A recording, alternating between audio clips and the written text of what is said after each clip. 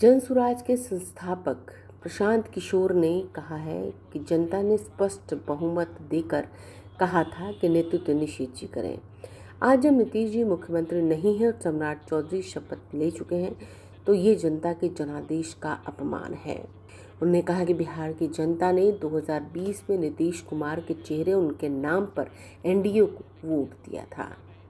दूसरी बात, शपथ ग्रहण एक संवैधानिक प्रक्रिया है, लेकिन जब बिहार में एनडीए की सरकार बन रही है तो उस समारोह में प्रधानमंत्री, गृह मंत्री या भाजपा जदयू का कोई भी राष्ट्रीय स्तर का बड़ा चेहरा मौजूद नहीं है।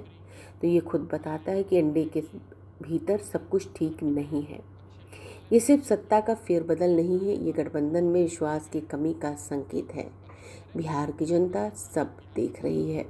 ब्यूरो रिपोर्ट, आंखें न्यूज़ 24। मैंने कल भी कहा कि चाणक्य और आर्यभट्ट, विक्रमशिला और नालंदा की ज्ञान की भूमि बिहार, उसको चाल चरित्र चेहरा की बात करने वाली बीजेपी का पहला सौगात है, जहां कि मुख्यमंत्री के बारे में ये नहीं पता है कि वो कितनी पढ़ाई उन्होंने की है, जिसके बारे में ये नहीं पता है कि उनका चाल चरित्र चेहरा पर जो पहले दाग जो लगा हुआ है उस पर उन्होंने कोई सफाई, कोई टिप्पणी नहीं दी है। लेकिन ये नई भाजपा है और इस भाजपा में ऐसे ही लोगों की चलती है और उन्होंने बिहार पर एक नया चेहरा थोपा है। आज वो आज शायद शपथ ले रहे हैं, खुद ले लिया। तो मुझे जो जानकारी है, भाजपा के स्वयं लोग नहीं आए थे आज। पूरे राज्य, पूरे देश के भाजपा का शायद ही कोई बड़ा लीडर आज आया है। कोई भाजपा का मुख्यमंत्री, उप मुख्यमंत्री दूसरे राज्य से भी नहीं आया है। तो एक दिखाता है कि जैसे 202 का मैंडेट पिछले दरवाजे से लिया गया था, उसी तरीके से सम्राट चौधरी को भी पिछले दरवाजे से भाजपा वालों ने मुख्यमंत्री बनाया है, क्योंकि उनको मालूम है कि सम्राट चौधरी के नाम पर चुनाव नहीं हुआ है। चुनाव तो नीतीश कुमार के नाम पर हुआ और कहीं ना कहीं बिहार के लोगों के साथ धोखा हुआ। अगर नीतीश कुमार जी को 6 महीने के बाद हटाना ही था तो जनता को ये पहले बताना चाहिए था कि भाई नीतीश जी 6 महीने के बाद नहीं रहेंगे। तब तो आपने कहा 25 से 30 फिर से नीतीश, और वोट लेने के बाद आप किसी दूसरे व्यक्ति को बना रहे हैं। तो लोकतंत्र का तो तकाजा यही है कि उनको फिर से मैंडेट लेना चाहिए, लेकिन ये तो कभी होगा नहीं। खैर, वो शुरुआत कर रहे हैं। आने वाले समय में अब बिहार की जनता देखेगी कि वो कितना अच्छा काम करते हैं। हम लोग ये विश्वास है हम लोगों का कि बड़ी बड़ी जो बातें एनडीए ने करी है, 1 करोड़ नौकरी की, पलायन को रोकने की, हर प्रखंड में अच्छे विद्यालय बनाने की, ये सारी बातों को अब ये पूरा करें, वो अच्छा करें, बिहार की तरक्की हो। लेकिन जिस तरीके से सरकार बन रही है वो ना लोकतांत्रिक है, ना मर्यादा के अधीन है। अब लेकिन अभी जिसकी लाठी उसकी भैंस वाली बात है। दिल्ली में उनकी सरकार है, जैसे चाहे पैसा बांट के वोट ले लिया। अब चुने हुए मुख्यमंत्री को हटाकर अपने किसी व्यक्ति को बना लिया। यही तरीका है, इसी में रहना है। मेरे भाई, शराबबंदी का जो फर्जी कानून है उसको हटना चाहिए। ये बात सबसे पहले साफगोई से अगर किसी ने कहा है तो वो जनसुराज ने कहा है। उसकी वजह भी बताई है कि क्यों शराबबंदी हटना चाहिए, क्योंकि शराबबंदी तो बिहार में लागू है नहीं। तो अगर आपका ये सवाल है कि क्या फर्जी शराबबंदी के कानून में कुछ फेरबदल होगा, शायद हो, क्योंकि जनता का पैसा बांटकर वोट खरीद लिया और सरकार का खजाना खाली हो गया। अभी तो लोग मुझे बता रहे हैं कि कई जिलों में आधे से ज्यादा सरकारी कर्मचारियों को सैलरी तक नहीं मिली है, वेतन तक नहीं मिला है। तो अगर आप पैसे से, जनता के पैसे से, सरकार के पैसे से वोट खरीदेंगे तो बाकी ये समस्या तो आएगी ही आएगी। अब सरकार पैसा जुगाड़ने के लिए चाहे जमीन का टैक्स बढ़ाए या बिजली का बिल बढ़ाए या शराबबंदी को पिछले दरवाजे से लाए, ये पिछले दरवाजे से बनी हुई सरकार है और जो भी निर्णय लेंगे पिछले दरवाजे से ही लेंगे। आप देखिएगा, ये सरकार जो चलेगी वो दिल्ली से चलेगी। ये सामने मुखौटा है। पहली बार अब बिहार में वो सरकार चलेगी जिसकी प्राथमिकता गुजरात का विकास होगा, जिसकी प्राथमिकता ये होगी कि गुजरात के फैक्ट्री के मालिकों की आमदनी कम न हो। 10-12 हजार रुपए में मजदूरी करने के लिए लाखों बच्चे बिहार से गुजरात जाते रहे।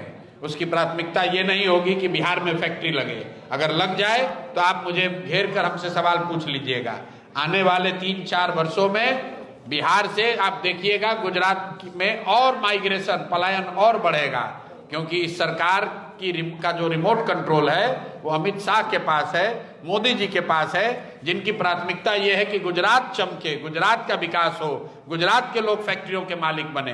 तो आपने हमने जो गलती की है, जो बिहार के लोगों से गलती हुई है वोट देते समय, उसका परिणाम ये होगा कि 26 MP वाला राज्य गुजरात, वो लोग फैक्ट्री के में मालिक बनकर रहेंगे, और 40 MP वाला राज्य बिहार, यहाँ के लाखों बच्चे उन फैक्ट्रियों में मजदूरी करेंगे। ये हमारी और आपके बच्चों की नियति है, क्योंकि हम लोगों ने उसी के लिए वोट दिया है। शपथ ग्रहण में कुछ शब्द जो है सम्राट चौधरी पढ़ नहीं पाए। अब भाई ऐसा है, हम तो यहाँ बैठक में थे, हमने देखा नहीं कि शपथ ग्रहण में क्या हुआ, लेकिन सम्राट चौधरी जी अब मुख्यमंत्री बन गए हैं, तो कम से कम अब उनको ये बता देना चाहिए कि वो 10वां पास किए हैं कि नहीं किए हैं, और किए हैं तो किस साल किए हैं। कम से कम अब तो बता दो भाई, अब तो आप राज्य के मुखिया बन गए, तो ये तो बता दो भाई 10वां क्लास किस समय पास किए, और नहीं किए तो कोई बात नहीं, बता दीजिए कि नहीं किए हैं, गलती हो गई। बात पढ़ाई की नहीं है, बात चरित्र की है। बहुत बड़े बड़े नेता हुए हैं, कामराज है, वो उनकी कोई स्कूली शिक्षा नहीं थी, लेकिन इस बात गलती फर्जी सर्टिफिकेट लगाना, ये दावा करना जो आप नहीं हैं, वो गलत है। अगर आप कोई सिपाही का एग्जाम देंगे, उसमें अपने शिक्षा का कोई गलत प्रमाण पत्र लगा दें या दावा कर दें, आपको नौकरी से बर्खास्त कर दिया जाएगा। लेकिन इस राज्य का मुखिया वो कह रहा है हमने डिलीट किया है अमेरिका के किसी यूनिवर्सिटी से, लेकिन वो ये नहीं बताना चाहता है कि वो 10वीं पास कब किया। तो सब यहाँ बिहार के प्रकांड पढ़े लिखे विद्वान लोग हैं, वो तय कर लें, और बात उसकी नहीं है। खैर, अब 7वीं पढ़े हो न पढ़े हो, उन्होंने अपने एफिडेविट में जो लिखा वही बात प्रेस में चल रही है। अब उनको क्लियर करना चाहिए, नहीं भी करें तो अल्टीमेटली सरस्वती की कृपा आप पर अगर नहीं है तो कुछ भी दावा कर लीजिएगा, काम कीजिएगा तो दिखेगा ही। तो आप खुद ही बता रहे हैं कि शपथ ले रहे थे तो नहीं पढ़ पाए, अब हम जानते नहीं है पढ़ पाए या नहीं, लेकिन मुख्यमंत्री के तौर पर जब कार्य को संपादित करेंगे तो लोगों को समझ में आएगा कि कितनी विद्वता, कितनी समझदारी उनकी है, वो दिखेगा। अब तो उनको जिम्मेवारी मिली गई है राज्य की। तेजस्वी ने कहा है कि कम से कम 9वीं पास तो हम हैं।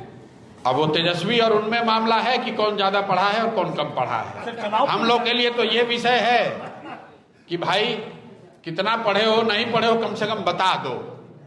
अब वो विषय तेजस्वी और सम्राट जी में है कि कौन ज्यादा पढ़ा है कौन कम पढ़ा है, हम लोग के लिए वो विषय नहीं। सर, चुनाव पूर्व जनसुराज ने सम्राट चौधरी पे लगे आपराधिक मामले पूर्व से भी, चाहे उम्र का हो चाहे वो अन्य किसी अन्य, क्या उस मुद्दे को जनसुराज फिर से उठाएगी? बिल्कुल, फिर से उठाने की बात नहीं है। हमने जिस मुद्दे को उठाया है, कहीं हमने मीडिया से डिलीट तो किया नहीं है। जनसुराज के आधिकारिक पेज पे अभी भी वो है, फिर से दोहरा देता हूं, इसमें कोई दिक्कत तो है नहीं। भाई ऐसा है कि सम्राट चौधरी जी ने खुद अपने इंटरव्यू में माना है, जो प्रमाण जनता के सामने है, कि जो 6 लोगों की हत्या हुई थी उसमें वो अभियुक्त थे, जेल में थे, और उसके बाद नाबालिग होने के वजह से उनको जेल से शायद राहत मिली।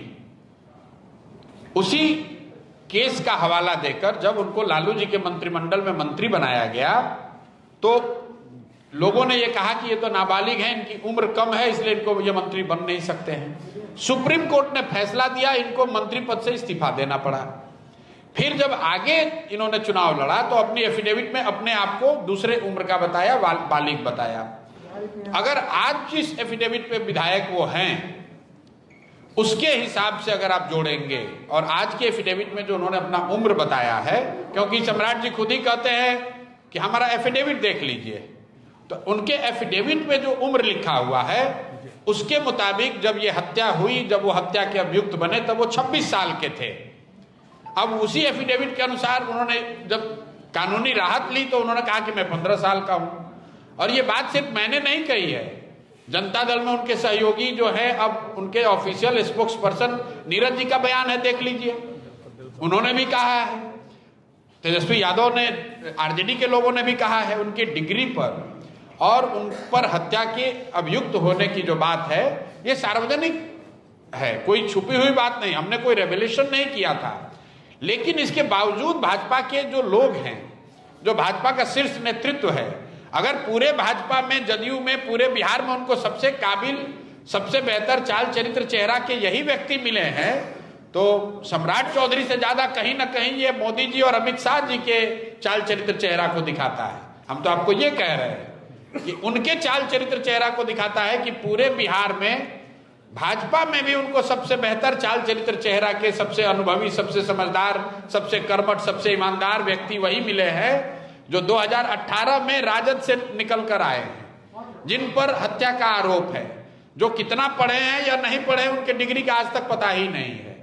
और इसी बात को अगर भाजपा बेहतर मानती है तो ये भाजपा को जो लोग वोट देते हैं, जो भाजपा के झंडे के तहत राजनीति करते हैं, जो भाजपा के नाम पर वोट दिलवाते हैं और जो मोदी भक्त बनकर पूरे बिहार में, देश में हल्ला मचा रहे हैं, जवाब उनको देना चाहिए कि ये आपके मोदी जी की चॉइस है, ये मोदी जी की पसंद है। बिहार को सुधारने के लिए मोदी जी ने कितना बढ़िया चेहरा चुना है, ये भाजपा के लोगों को देखने और समझने की जरूरत है। हम लोग तो पहले भी विरोध में थे, आज भी विरोध में।